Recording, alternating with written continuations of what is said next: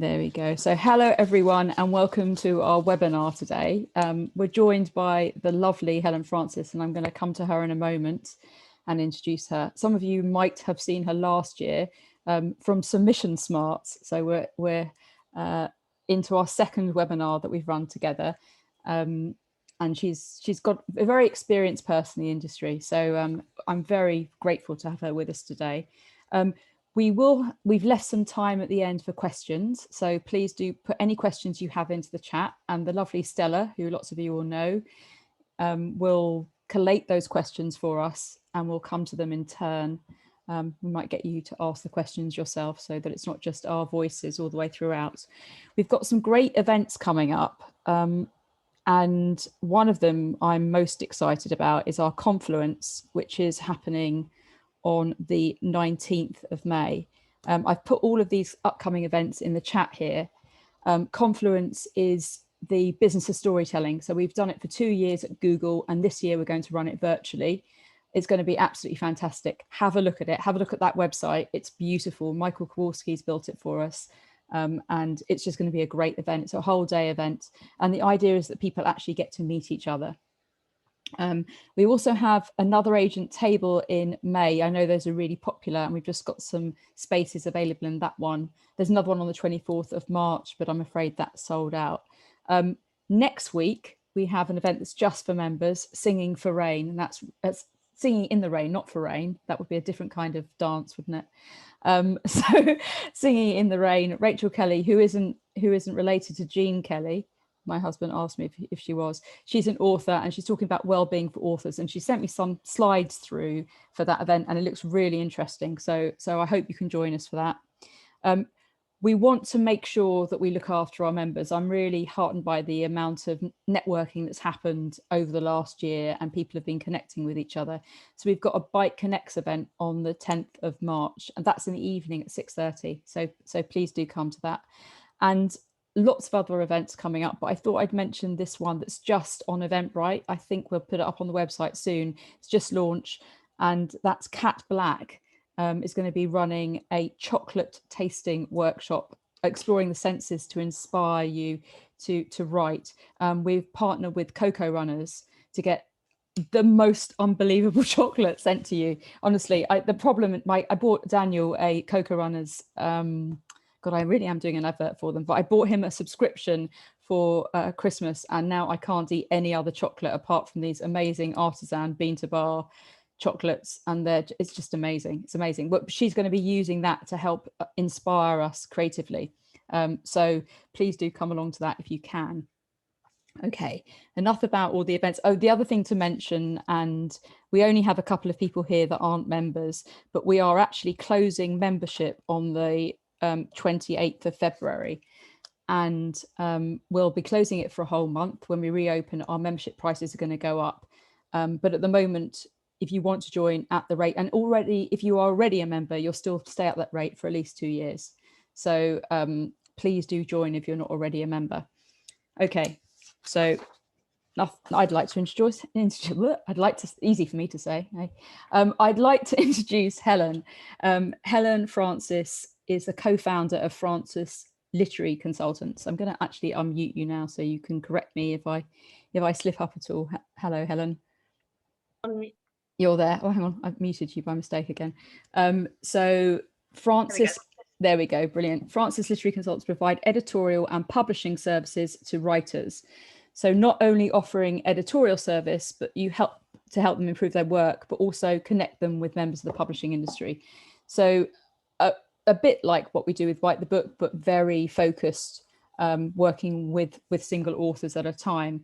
Helen has 20 years experience in the industry. She spent 8 years as an editor at Faber and Faber, and 2 years as a commissioning editor at Head of Zeus. She's also worked as a literary scout, and that's what we're going to be talking about today. So what role do literary scouts play in the industry? So she worked for a literary scout for Louise Allen Jones Associates and also Virginia Marks. Okay, so Helen, my first question to you, and it sounds like a very straightforward question, but I think we should start at the beginning. What are literary scouts? Yes, well, thank you. It's a very good question. And the reason that I thought this might be sort of an interesting thing to talk about is that I feel as though I've done various things, as Justine said, over the years, sort of editing and working. I've never been an agent specifically, really, but I've worked with agents, and I've also done sort of creative writing workshops and all that sort of stuff, and recently started my own sort of editorial consultancy. But the thing that I've done that I've always had the most kind of slightly surprised and baffled looks from people about is scouting, because I think there's something sort of slightly mysterious about it. And it takes on a number of forms. The kind of scouting that I did, as Justine said, I've worked principally for two companies, one called Louise Allen Jones Associates and one called Virginia Marks Associates. Louise Allen Jones being a sort of slightly bigger enterprise, and Virginia really being a sort of one-woman show, and I was helping her out with that. And what both those companies do is provide information to foreign publishers about what's happening in London publishing. So essentially, the job of the scout is to kind of know everything that's happening. And that means everything from kind of a new book that's gone out on submission via an agent today, this morning, also a book that a publishing company bought on proposal perhaps 18 months ago, but the manuscript's been delivered. So there's kind of new information in the sense that there's now a manuscript to read. If it's available in a particular territory, it hasn't been bought on proposal. And to sort of be ahead of the game, really, in terms of knowing all of that information, providing it to foreign publishers who pay scouts a sort of monthly retainer to have this information, and also to read the books. And there's an element of sort of time pressure on that, in that things need to be read quite quickly and reports written quite quickly. So I suppose, essentially the best way, I suppose, of describing it is if you're an editor in Germany working for a German publishing company, and quite a large part of what you're publishing every year is English language books in translation in German. What you could do is approach each publisher individually, and of course every publisher will have a rights department who will be very good at doing what they do and will send you manuscripts and will provide you with information. But as that editor, you'd be kind of completely bombarded, with Penguin Random House, with all the different imprints of Hachette, with all of the independents. And so you could find yourself in a situation where you don't really know where to begin with all of this. And what you really want is a sort of third party to be in the middle of you and all of those publishers, saying, here are the sort of handful of books that we think are particularly interesting for you specifically and for your company specifically, and here are the reasons why. And also giving you a heads up on their availability early, so that you can potentially beat your German competitors or your Italian competitors, depending what territory you're in. So I suppose it's almost like a sort of filtering service. You have to know things that are happening, you have to know them quite early, you have to provide that information to your clients, and essentially you're sort of helping them to hear about books at the earliest sort of stage that might be of interest to them, and help them on the process of acquiring them. So great. So that makes sense. when we spoke earlier about this, you called them the secret spies of the industry. Yes. So I think, I don't know, you said scouts can't really talk to each other. Well, I mean, I think it's one of these things that sounds very childish, and actually to some extent is a little bit childish. Scouts, out of all the different areas of publishing, are the people who are most sort of secretive and feel the most protective of the information that they have, and the manuscripts that they have, and the readers' reports that they have.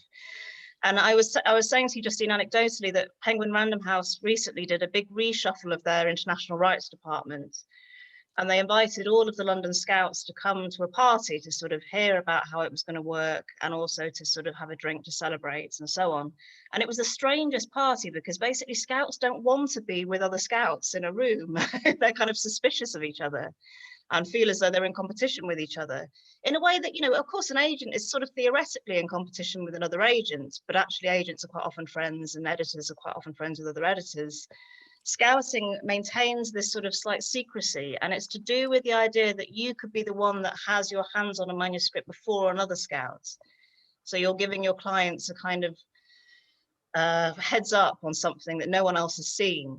So your Italian publisher might be the first person to see this book and have the opportunity to buy it overnight, and no one else has seen it, and therefore as a scout you've done a really good job of telling them. about the book. And I also think that it, to some extent, and this is the more sort of childish side of it, is a bit of a sort of hangover from an earlier time in publishing where, you know, before everything was digital, when actually you really would be as a scout sprinting across London to meet someone in a cafe in a slightly clandestine way to be handed a manuscript in a brown paper bag. You know, it was sort of that level of secret around it. How did you get enlisted as a scout? Was there a funny handshake? And like, how did you become one? Well, so I mean, I became one slightly randomly. I've been at Faber for a number of years. I moved to Barcelona slightly randomly for personal reasons. I kind of resigned from Faber and just wanted to do something a bit different. But of course, inevitably sort of ended up being slightly sucked back into publishing, in that my one contact in Barcelona was a literary scout called Virginia Marks. And by luck, she happened to need someone to help her with her business. And so I kind of went to see her, and you know, and I genuinely,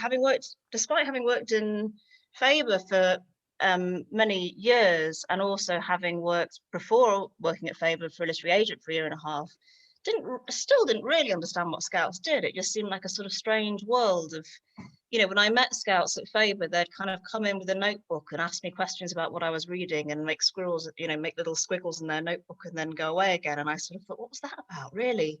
And of course, what it's about is just finding out information and finding out what people are reading and what the exciting books are and recommending them to international publishers. Okay, so when we spoke before, you talked about a newsletter. So can you explain exactly what the role entails as a scout, and can you talk a little bit more about this newsletter that goes out every day? Because I think, and the reports, I think this is amazing. Yeah, so essentially every day as a scout, you have your clients. When I was working for Louise Allen-Jones, she had a number of international clients. When I worked for Virginia Marks, she was a smaller enterprise. So as I say, they sort of vary a bit in size. But everyone essentially gets the same reports every day, and it has all the new books that have been out on submission that day, any new deals that have been done that day, any books that have already been reported on, but something new has happened. So as I was saying earlier, a book that potentially a non-fiction book in particular that, you know, had gone out on proposal, but the manuscript is now here. And it's kind of saying, you know, the manuscript for this book is now in, it's still available in Germany, Holland, and France. We can send it to you if you like. Here's a report on the earlier proposal. And we also have to read as much as we kind of can of everything that of everything that's out there, really.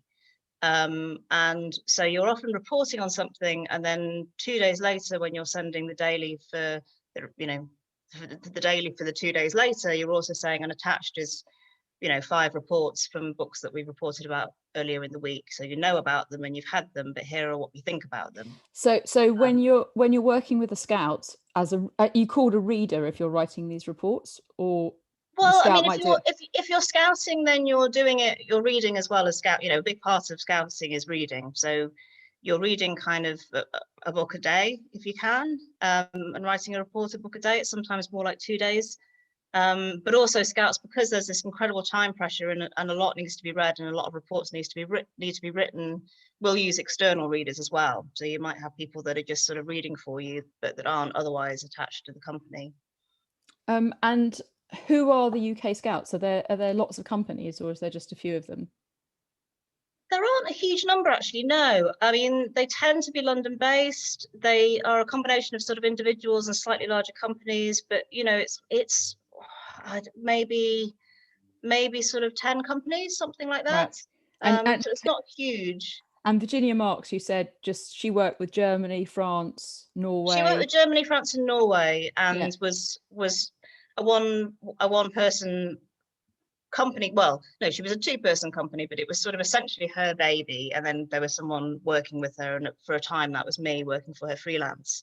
And I think the reason that most scouts end up actually kind of expanding what they're doing and getting more and more people involved is that if you only having one client doesn't necessarily mean that your workload is very lessened, because if your one client is a German company that has, you know, lots of imprints that range from everything from serious nonfiction to gift books to literary fiction to commercial fiction, and you have to tell them about all of that stuff, well, if you're doing it for them, you may as well do it for 3 or 4 companies. Yeah. So, you know, so the idea that you can do it, it's almost a bit all or nothing, I suppose. And so they will have a client who retains them, is that right? That gives them. Yes, yeah, on a monthly retainer. Right. One of the questions is, how do scouts get remunerated? So they have. Yeah, so they're paid by their foreign publishers. I mean, there are sort of, you know, I'm talking specifically about translation scouts, which is the world that I know the best. There's also film and TV scouts, and there are also scouts that are attached specifically to publishers. So it does vary a little bit, but the kind of scouting that I'm sort of referring to, you're paid a monthly fee by your various publishers, and actually the amount of money that you're paid depends. So to give, you know, the example again of a German publisher who would be quite, you know, it's a big market, Germany, they publish a lot of books and they rely on scouts a lot for their information, so the money that you're getting every month from Germany will probably be more than you would get from a sort of smaller territory, you know. Yeah, I mean, someone I saw on Facebook today made a comment when I put up this event saying, "Oh, it's someone else that's taking value out of the chain," but it doesn't sound like that. It sounds like the publishers, you're providing a service to the publishers, and you're also Yes, providing a service to the authors who want to be yes, represented internationally. yeah, absolutely. I mean, what you're doing is basically, essentially your role is to try and help books to have more of an international life. Right. And, you know, the rights director at an agency will be trying to do that too, and the rights director at a publisher will be trying to do that too. But what you're providing, as I say, is a kind of service where you're tailoring your information for the specific clients. And what you're not doing is, the fact that you're only being paid by the companies that are asking you for information means that you can be completely unbiased in your information. So if you like a book, you like it, and if you don't, you don't. And, you know, I think one of the things that's quite liberating about working in scouting is that you can actually write readers' reports that are entirely just your opinion. And you can sort of say to a publisher, look, this book's gone nuts, it's sold in 15 territories, however, I personally had reservations about it. Or the opposite, you can say, look, no one seems to be very interested in this book, but it's brilliant, and I think you should look at it. And there's no, you know, you're able to be completely, as I say, unbiased in that way. The people you're taking money from are paying you for your information and for your opinion, for your honest opinion. And what are the deal sizes like if you've scouted a book and and it gets submitted in this way to so who's paying? So if a scout recommends it to a publishing house, then there'd be a deal as a result of that for foreign sales, Yeah, wouldn't it? Yeah. but that wouldn't be to do with, you know, so the scout's salary is separate to that. So Yes. Yeah. the publisher will do the deal with the agency or with the publishing company in the UK, whoever it is that owns the rights, and the scout has nothing to do with that. They don't get a percentage of that deal. They don't have anything to do with it. They just get paid their monthly retainer, and, you know, they're doing it because they basically sort of said to this publisher, actually, this book's really good, you should go for it. And then the publisher's read it, and if they've agreed, they've then gone off and contacted the agent and done the deal. So I suppose a successful scout, in order to get retained, would be somebody who has recommended some books that the German publisher then buys, and because that keeps on happening, I think they will it's stay with sort them. of, it's more to do with, because I think there's sort of, the thing that's interesting about scouting is that, you know, there's a very intense degree of subjectivity. So it's not I mean, yeah, you're right in the sense that if a German publishing company feels that you as a scout are very particularly in tune to what their taste is, then that will definitely help your chances of being retained by them. You know, they're likely to stick with you than with someone else if they think, God, you keep saying to me, I like this, and I keep liking it too. But it's also just a more general thing of kind of being very available to them, very full of information for them, quick to answer any queries they might have, you know, providing readers' reports that they think are good and well written and provide the information that they need. Because, you know, it's sort of complicated. I mean, I remember when I was working for a particular scout, and there was a German publisher who was interested in buying a debut psychological thriller that had gone really big in the UK, and the CEO sort of saying to me, should I buy this book? I'd written a report and it had been slightly mixed. I mean, I essentially liked the book, but I had some reservations. And the CEO sort of said, look, if I'm going to buy this book, I'm going to have to buy it for about 1.3 million euros. And that's going to take a lot of my budget. Should I do it or not? What do you think? And I remember, sort of being quite sort of taken aback by that conversation and realizing that we'd sort of moved away from the book, really. It was more about sort of how commercial it was. Yeah, and Yeah, kind of, yeah. is it worth spending all of your budget on this one, or do you pass this time and allow another German publisher to buy it, and therefore you free up more of your budget to buy 2 or 3 books? So those kind of conversations are quite interesting. Yeah, and because it's such an emotional or subjective industry, isn't it? It's very hard. No Yes. one really knows whether things are going to be big hits. Yes. Yeah. I mean, Anne Marshall's asked a question, and I think I might ask it now. I think it's quite interesting. She's saying, do you ever scout for books that have already been published, or is that too late? Is it before they've Yes. been? It's, I mean, that's the other thing that's sort of slightly muddy about it. It sort of varies. The scouting process varies from a book being out on submission literally this morning, published, it's only just landed in the inboxes of UK publishers, to something that perhaps was sent out 6 months ago, wasn't quite, I hate this term, but wasn't quite the sort of hot book at the time, but has subsequently got some really good reviews and seems to be doing quite well. And therefore you then would say to a foreign publisher, we told you about this book at the time, but we really like it and it's doing well and it feels like there's a bit of traction behind it, and perhaps this is one to reconsider. And then also to books that for whatever reason, when they were acquired, they didn't quite go out internationally. Either the publisher sort of really held back and the scouting community sort of felt, okay, fair enough, there's a lot of work to be done there, perhaps this isn't one to push at this stage. But then when the edited manuscript comes in 12 months later, there will be a sort of push for it. So it's quite interesting having that combo of sort of things that are totally fresh fresh from the email, and things that essentially you have a kind of PDF of the published book available to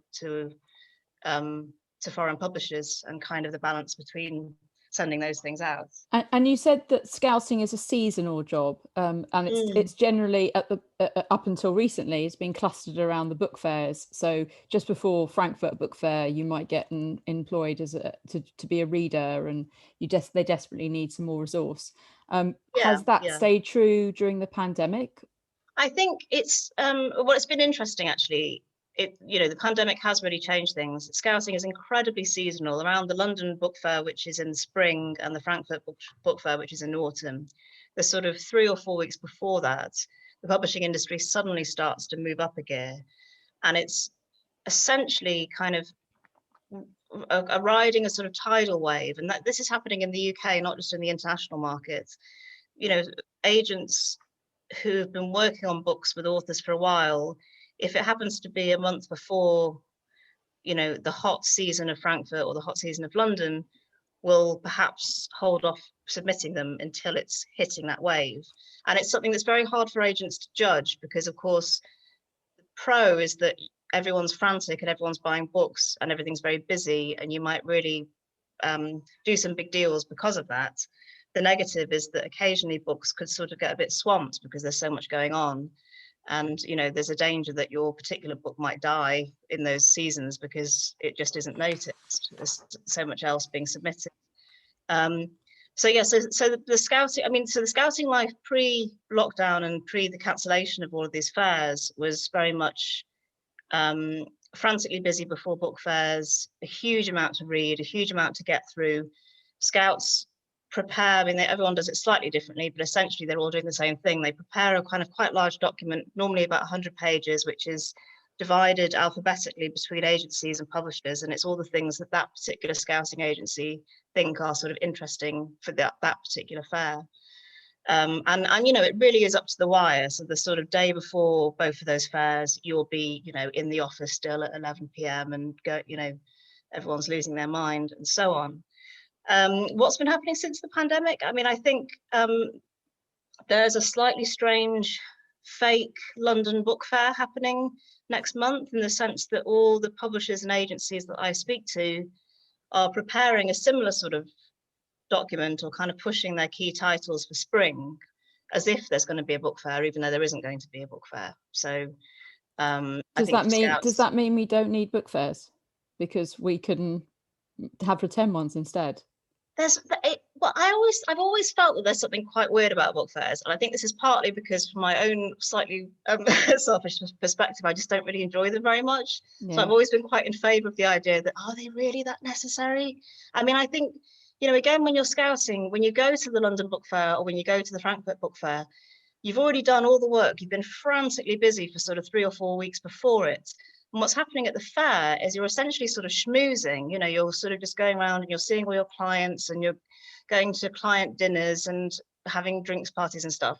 And that all sounds very nice, but it's actually kind of incredibly like draining and hard Well, work. every day you Yeah, have half-hour meetings. I know people that also have back to back. 15-minute meetings. So, and because they'll double book in that half hour, and Exactly. it's back to back, like you actually only have 20 minutes because 5 minutes at the end you've got to get somewhere because you're not needing. I mean, the agents have their own stands. I don't know whether the book scouts do that as well, but Yes, yes, they do. you're running between lots of different people, and and then you have loads and loads of meetings, and then when do you get the time to follow up because you've got Yeah. so much work to do as a result of all these half-hour meetings.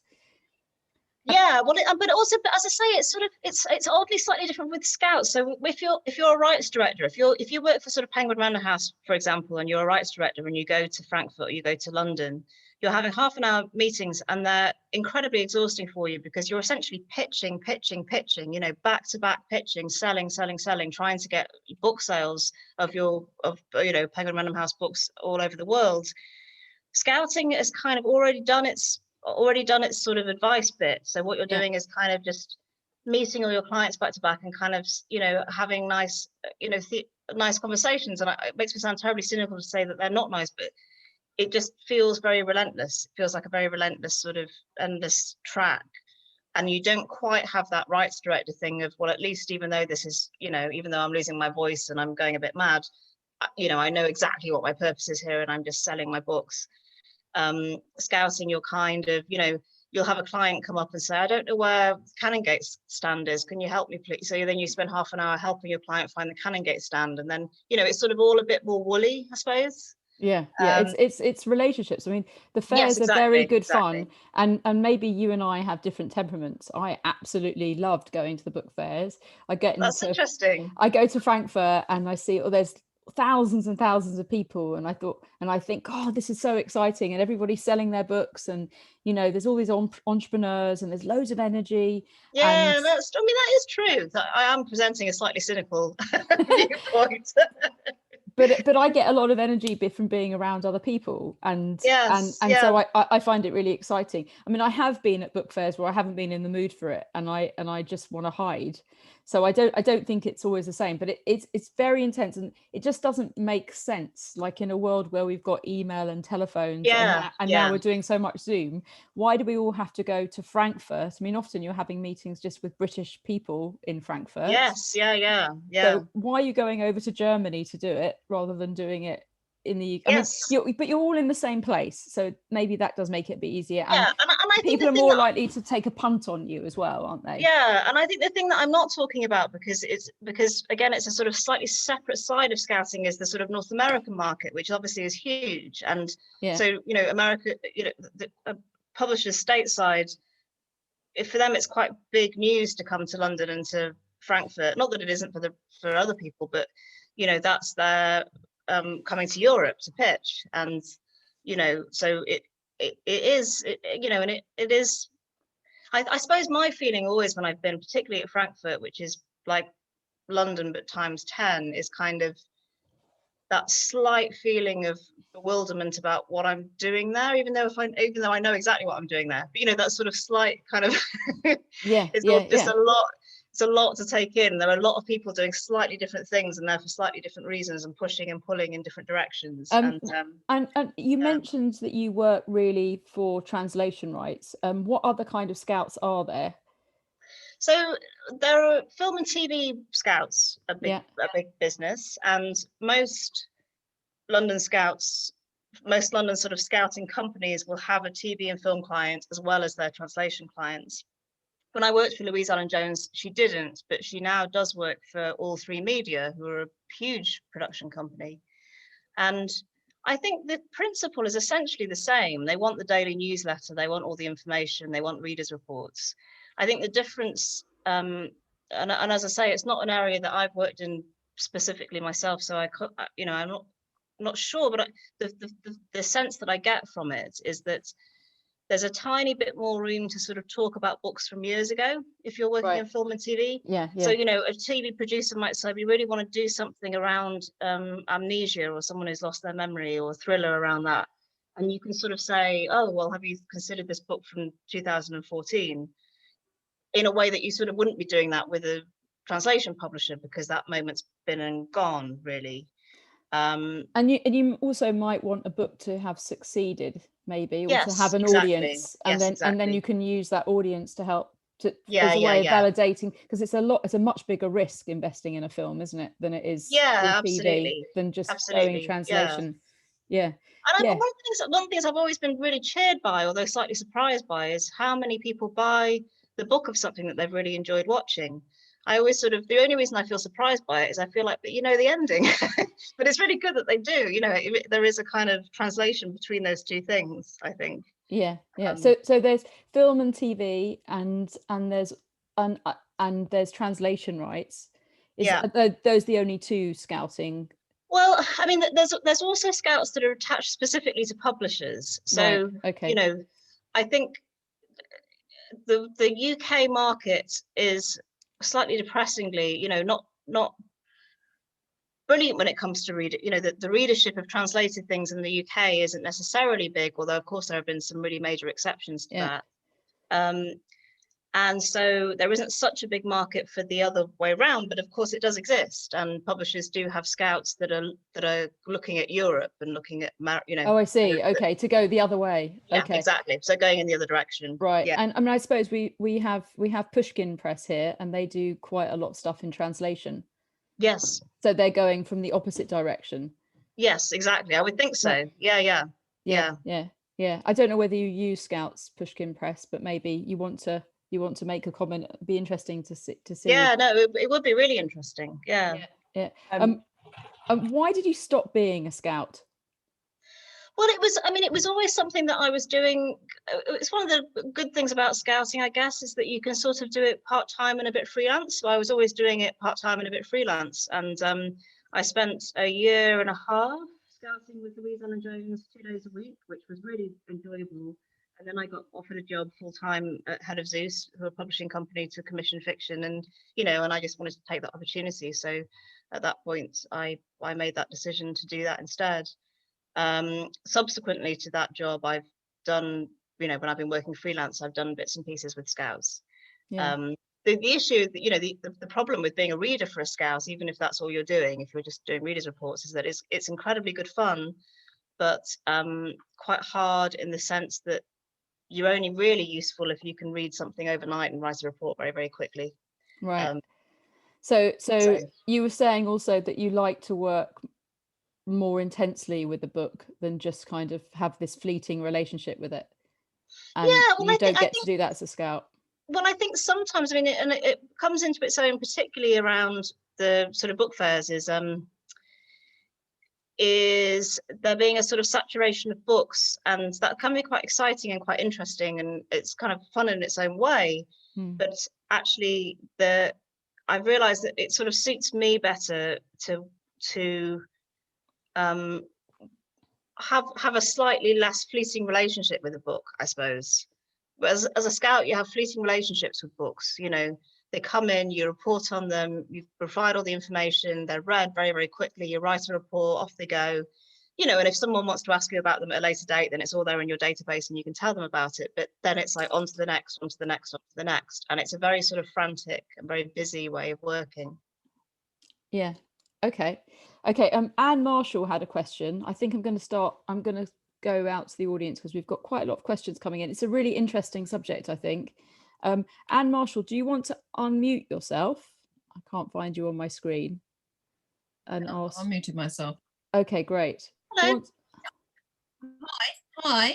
This is really interesting. I'm still slightly confused about the interaction between publishers, literary agents and scouts. Scouts, What would yeah. make an author go to a scout rather than an So agent? so an author wouldn't go to a scout. I mean, I suppose that's the confusing thing. Scouts are useful for authors, but they're almost like a sort of invisible tribe of people reading your books and providing the information about, you know, on a basic level what the book's about, and on a more intense level what they thought of the book, to publishers around the world, or to TV companies or film companies. So yeah, so I mean, you know, in terms of being a new writer and wanting to get representation, you should definitely be looking to an agent and not contacting a scout. Is there ever Okay, an... and so, Go on, Anne. So if on the foreign rights, some agents, literary agents, deal with foreign rights, some don't, presumably. Some of the publishers deal with foreign rights and some don't. Is a kind of mix sometimes, are there? And the scout might then deal with on behalf of the publishers. So it's a big mix, really. Yeah, so essentially, when a book is sold in the UK market, I mean, to put it in kind of very basic terms, the book will either be sort of sold to the publisher and all the publisher are buying a UK rights, or the book will be sold to the publisher and the publisher are buying translation rights as well. So if the UK publisher only buys UK rights, then the translation rights will stay with the literary agency, and they will then hold on to those and sell them if they can elsewhere. If the publisher buys the rights, then they will be in charge of selling them elsewhere. So as a scout, you're sort of dealing with both publishers and literary agencies, and that's really just dependent on what rights have been sold, you know, where. Thank you. Does that help? Okay, great. Yeah, that does. It makes it a bit clearer. Thank you. Good. It is an interesting world. It's confusing. Yeah. I think we've answered whether you scout from the UK to foreign markets, from the foreign markets to the UK, and Pushkin Press has very kindly said that they do use scouts in that way. Yeah. Felice Hardy had a question. I think it's just still understanding the chain. And Felice, do you want to ask your question, or shall I ask it for you? Do you want to unmute yourself, Felice? Well, I'll ask you the question. She's saying, who sends you books to read? Authors, agents, or publishers? You sound like the scouts are the proactive ones. You don't get sent anything. Yeah. Well, the point of being a scout is that you are proactive, and that you're not just sitting on your laurels and waiting for things to come to you. That said, things do come to you because it's in the best interests of literary agencies and of publishers to use scouts. Again, that's a bit of a sort of muddy area, in the sense that if you're a literary agent and you're sending a book out on submission in the UK, you might decide you really don't want scouts to get their hands on it because you want to do the UK deal first.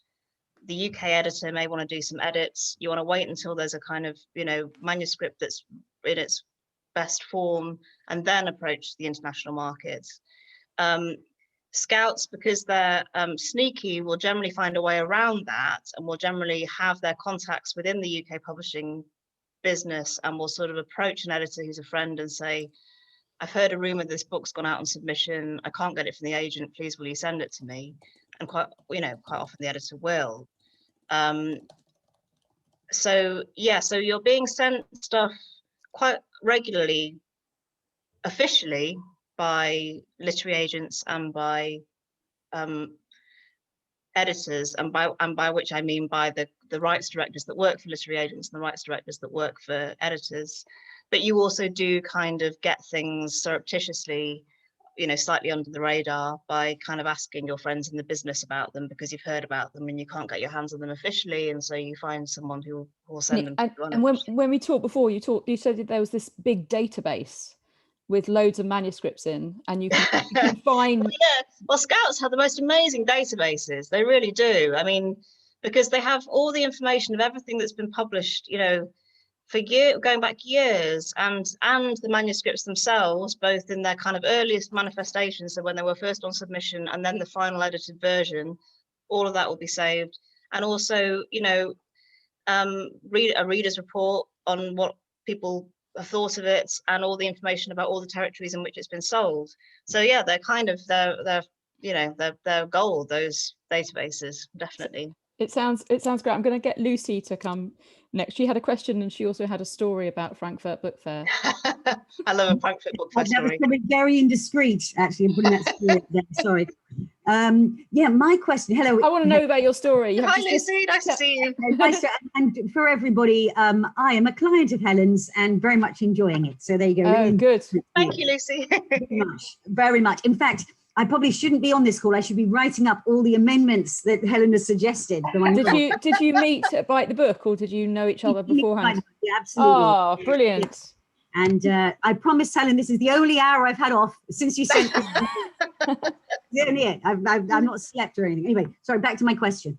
I think this is Story about Frankfurt first. Okay, story about Frankfurt. I was a PR agent and sort of kind of am, I suppose. And I went to the Frankfurt Book Fair with Asterix and Obelix. It was part of Asterix, Park Asterix, right? And you know, they've got a lot of stunts and things like that, as you probably know. So we had 2 costume characters that came along with us. And they both got arrested for wrecking their hotel room. And when the client was really freaking out, I said, look, this is on brand. You know, it's Asterix and Obelix. This is perfect. It's just making a story. You've got nothing to worry about. So anyway, sorry, ridiculous offside. It's my fault for distracting you. Lucy, what's yeah. I have to interrupt and just say I'm not going to give any details about this, but I have a terrible story which I will never share about a very famous author in a wrecked hotel room at the Hay Festival that was wrecked in the most disgusting way imaginable. That's all I'm saying. Wow.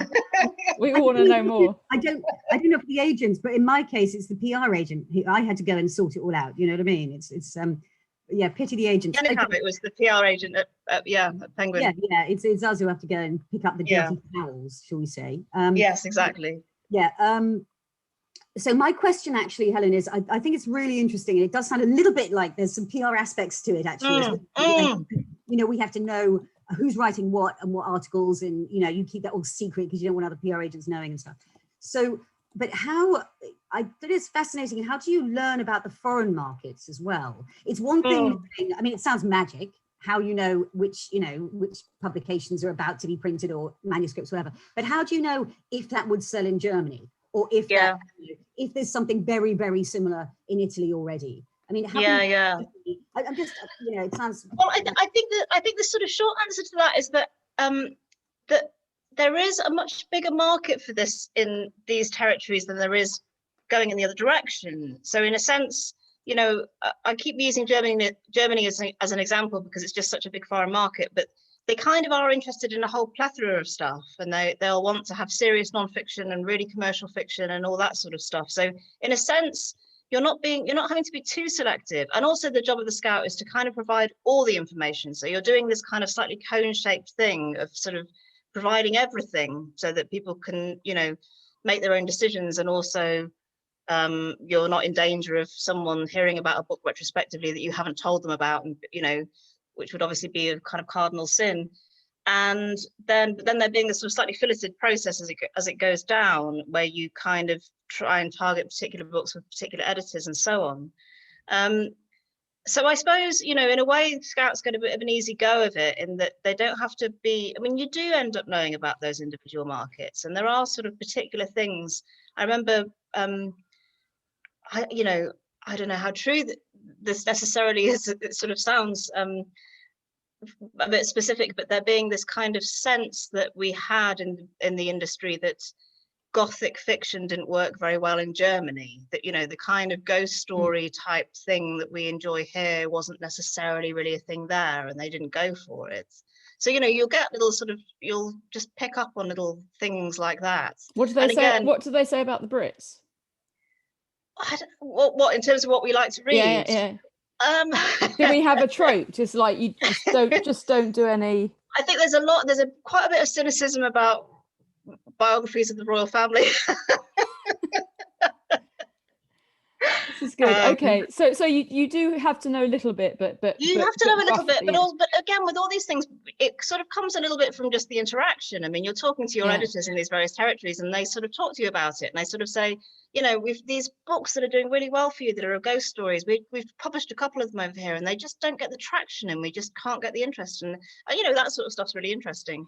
Great. And then there's sort of particular things, psychological thrillers, you know, doing incredibly well in particular territories when they're beginning to sort of, I mean, and I very much discourage any writer from thinking in these terms, because you must absolutely write what you want to write. But, you know, scouts do think in slightly cynical terms of what's working in the market. And, you know, they're occasionally a sense that something's not working quite so well in that market for some reason at that time.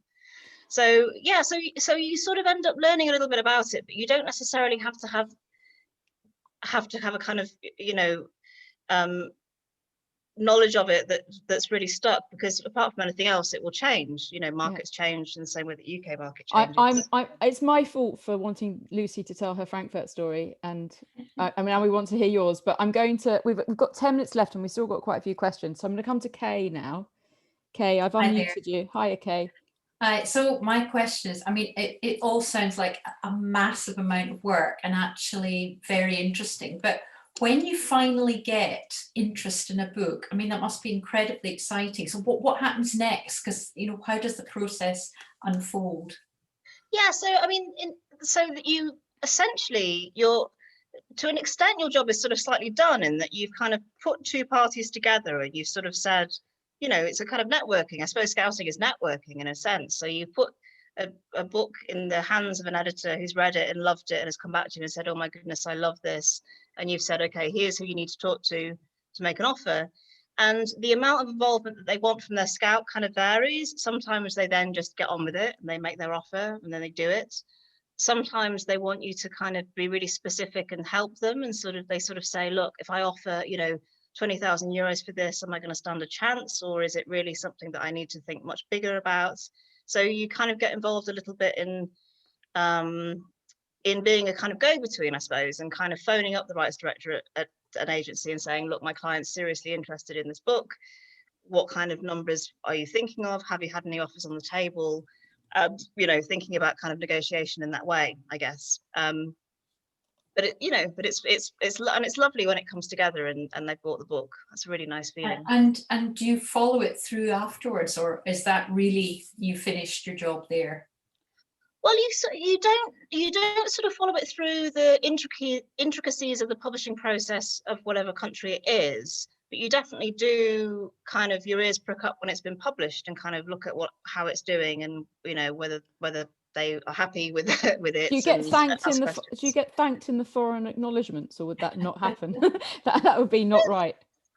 I don't know if that really happens. As I say, I think the thing that's kind of slightly odd about scouts is that they have this quite fundamental role, but they're sort of slightly invisible. So yeah, you may have been instrumental in helping someone's book get published in lots of different territories, and they might not really know it. And of course, you know, things do happen because you're just part of a connected network. So occasionally there was, you know, a novel I remember that was being published in Germany, but it was actually written by an American guy, and a weird sort of trajectory had meant that it was being published first in Germany, but we heard about it when I was working for my previous boss, and sent it to a publisher in the UK, and it got taken up. So you occasionally have nice sort of satisfying moments of kind of having just made a connection for somebody and it working out. Okay, good. Yeah. I think we'll come to Denise now. I had two questions, and the second one I think is quite interesting. The first one, maybe we've answered. Denise, do you want to? Where are you? Sorry, the sun's really bad here where I am. Okay. Hi, Helen. Hi, Denise. I mean, I think the first question is answered. I was just asking about whether, you know, what would be the difference between what you do and a scout that's sort of like focused on UK publishers. But I think that what you're saying is that they tend to look for, you know, bringing books that are being published by foreign publishers. Yeah, exactly. I mean, we obviously have a representative of Pushkin Press here, I'm sure, who may be able to answer that question better than me. But yes, I mean, it's not, as far as I know, it's not kind of it's not quite such a common thing to have a scout looking for books published in other languages that we could publish in the UK, although I really hope that grows and that continues. So my experience of scouting is the other way around. But it does exist obviously in both directions. But you also, Denise, you wanted to know something else, didn't you? Yeah. I'm particularly interested in that one because I do a lot of reading as well. But how do you really get into a book and do justice when you've got to read it and write a report in one day? Yes, you kind of touched on that a bit earlier on. But how do you do that? It's really tough. It's really tough. Honestly, it's hard. I mean, I think, the one day thing is perhaps a little bit of an exaggeration in the sense that I think there's a particular kind of thriller that's supposed to be very page turnery that might be kind of hot property around a book fair that you would do in a day. There's maybe a little bit more leniency around something that's a bit more, that's of a slightly different genre or kind of more literary or whatever. And I think the answer is that this is a terrible answer, that you sort of enter publishing and never can quite read in the same way again. Sounds like academia. Sounds just like academia to me. Yeah. Well done. But, I mean, I do. And it's one of the things. It's one of the reasons that I think I'm not a particularly good reader for Scouts, actually, or fundamentally, and that I like doing sort of more editorial work better. Is that I kind of like sitting with a book, and I find that sometimes when I'm reading something I'm really enjoying, I actually slow down rather than speed up, and that's a kind of very satisfying experience. So ploughing through things at a rate of knots, you're right, isn't easy, and yeah. Good. Thanks, Denise. I think it's really interesting. Sasha, you were asking about kids' books. Do you want to ask your question? She has problems with her sound sometimes. We might not be. You've got problems with your sound again, lovely. I'm going to mute you, I'm afraid. She's asked, what about children's literature? Do Scouts use? I'm muting you, Sasha. Yeah. Do Scouts use children's? Sasha, you're kind of okay. Do Scouts use children's as readers? Neither of the two Scouts that I've worked with have used children as readers, although I don't know the reason why, because it's a good question.